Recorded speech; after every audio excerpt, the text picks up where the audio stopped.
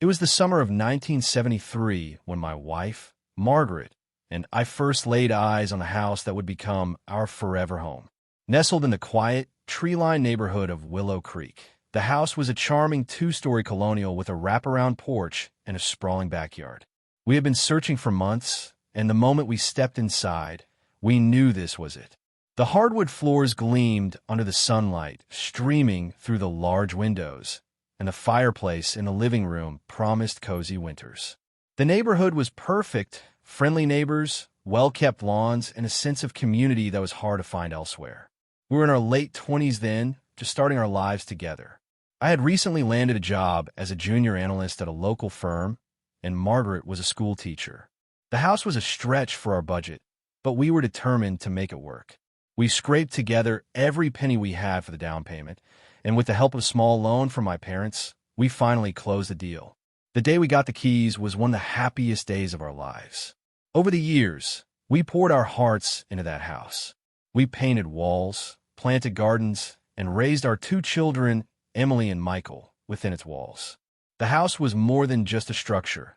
It was a home filled with memories, birthday parties, holiday gatherings, and quiet Sunday mornings spent sipping coffee on the porch. As the years went by, the neighborhood changed, but our love for the house never wavered. By the early 2000s, Willow Creek had undergone significant changes. What was once a quiet, close-knit community had slowly transformed into a more upscale neighborhood. New families moved in, bringing with them modern renovations and a different vibe.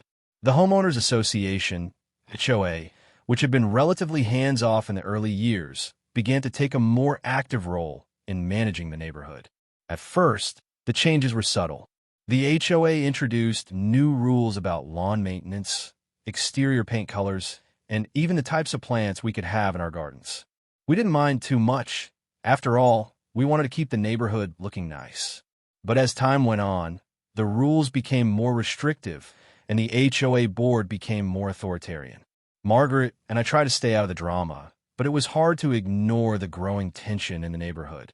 Some of the older residents, like us, felt that the HOA was overstepping its bounds, while the newer residents seemed to welcome the stricter regulations. We attended a few HOA meetings, but it was clear that our voices didn't carry much weight. The board was dominated by a small group of influential homeowners who had their own agenda. It was in the spring of 2015 that we received our first official warning from the HOA.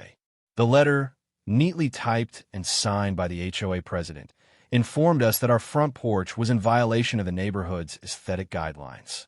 According to the letter, the paint on our porch railing was chipping, and we had 30 days to repaint it or face a fine. Margaret and I were taken aback. We had always taken pride in maintaining our home, and while the porch railing did have a few chips, it was hardly noticeable. Still, we didn't want any trouble, so we hired a painter to take care of it. The job was done within a week, and we thought that was the end of it. But it wasn't. A few months later, we received another warning, this time about the height of our hedges. Apparently, they were a few inches taller than the HOA's regulations allowed. We trimmed them back, but the warnings kept coming about our mailbox, our driveway, even the color of our front door. It felt like we were constantly under scrutiny, and no matter what we did, it was never enough. The breaking point came in the summer of 2018. We received a notice from the HOA stating that our home was in violation of multiple regulations and that we had accumulated over $10,000 in fines. The letter demanded immediate payment and threatened legal action if we didn't comply. Margaret and I were stunned. We had always paid our HOA dues on time and had done our best to follow the rules, even when they seemed unreasonable. We tried to reason with the HOA board, but they were unyielding. They claimed that we had been given multiple warnings and that we had ignored them. It was clear that they had no interest in hearing our side of the story. We consulted a lawyer who advised us to pay the fines to avoid further legal trouble. Reluctantly, we did, but the experience left a bitter taste in our mouths. We had lived in our home for over 40 years, and now we felt like strangers in our own neighborhood. In the fall of 2020, the unthinkable happened. We received a letter from the HOA informing us that our home had been sold at a foreclosure auction. According to the letter, We had failed to pay our HOA dues and fines, and, as a result, the HOA had exercised its right to foreclose on our property. Margaret and I were in shock. We had always paid our dues on time, and we had even paid the fines they had imposed on us. How could this have happened? We immediately contacted our lawyer, who began investigating the matter. What we discovered was horrifying. The HOA had falsified records to make it appear as though we had not paid our dues. They had then used these false records to justify the foreclosure. It was a blatant abuse of power, and we were determined to fight back. That we filed a lawsuit against the HOA, alleging fraud and wrongful foreclosure. The case dragged on for months, with the HOA using every legal trick in the book to delay the proceedings. They claimed that we had no evidence to support our claims, and that we were simply trying to avoid paying our dues. But we were not going to give up. This was our home, and we were not going to let anyone take it away from us. We gathered all the evidence we could: bank statements, receipts, letters, anything that could prove that we had paid our dues and fines. We also reached out to other homeowners in the neighborhood, many of whom had similar stories of harassment by the HOA. As the case gained traction, the media began to take notice. Local news outlets picked up the story, and soon it was making headlines across the state. People were outraged by the HOA's actions, and we received an outpouring of support from the community. As the case progressed, a shocking revelation came to light. It turned out that the HOA president, a man named Richard Grayson, had a personal vendetta against us. Years ago, his father had been involved in a business deal with my father, and the deal had gone sour. Richard had never forgiven our family for what he perceived as a betrayal, and he had been using his position in the HOA to exact revenge. This revelation changed everything. It was no longer just a case of wrongful foreclosure. It was a case of personal vendetta and abuse of power. The media had a field day with the story, and public opinion turned even more strongly in our favor. The trial began in the spring of 2021. The courtroom was packed with reporters, neighbors, and supporters. Richard Grayson and the rest of the HOA board were there, looking confident and smug. But as the evidence was presented, their confidence began to waver. Our lawyer meticulously laid out the case, presenting bank statements, receipts, and letters that proved we had paid our dues and fines.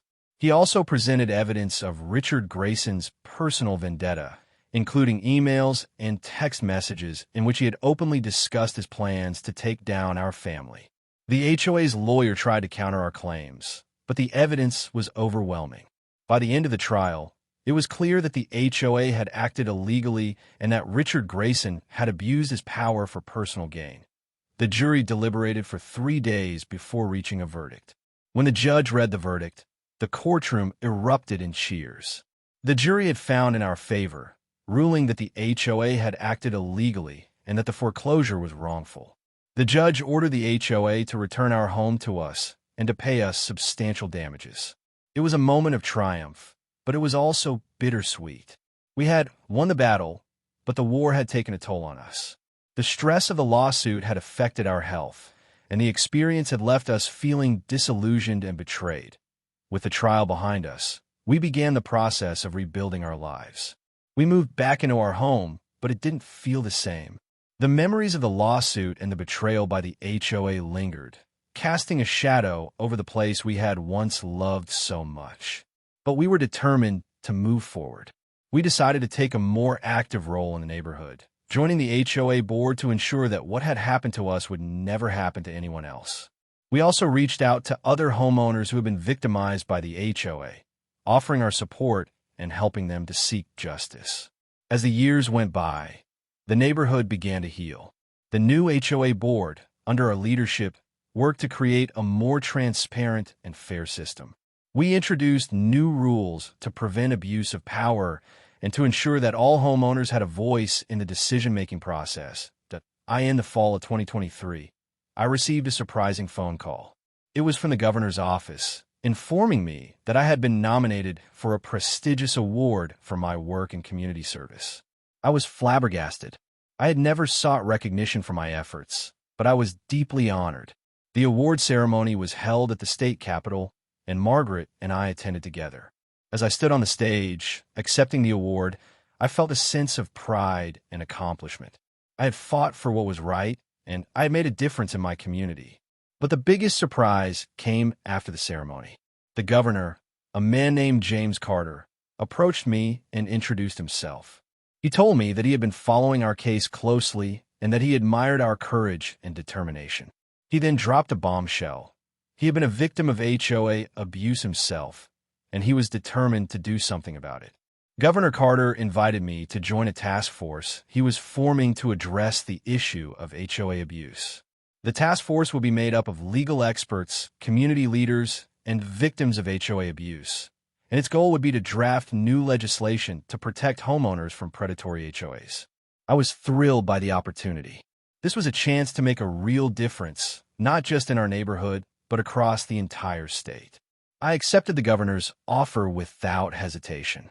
Over the next few months, the task force worked tirelessly to draft the new legislation. We held public hearings, gathered input from homeowners, and consulted with legal experts. The process was challenging, but it was also incredibly rewarding. The legislation we drafted, known as the Homeowners' Bill of Rights, was groundbreaking. It included provisions to prevent HOAs from foreclosing on homes without due process, to ensure that all homeowners had a voice in HOA decisions, and to hold HOA boards accountable for their actions. The bill was introduced in the state legislature in the spring of 2024, and it quickly gained bipartisan support. Homeowners from across the state rallied behind the bill, sharing their stories of HOA abuse and urging their representatives to pass the legislation. The debate in the legislature was intense, with some lawmakers arguing that the bill would undermine the authority of HOAs.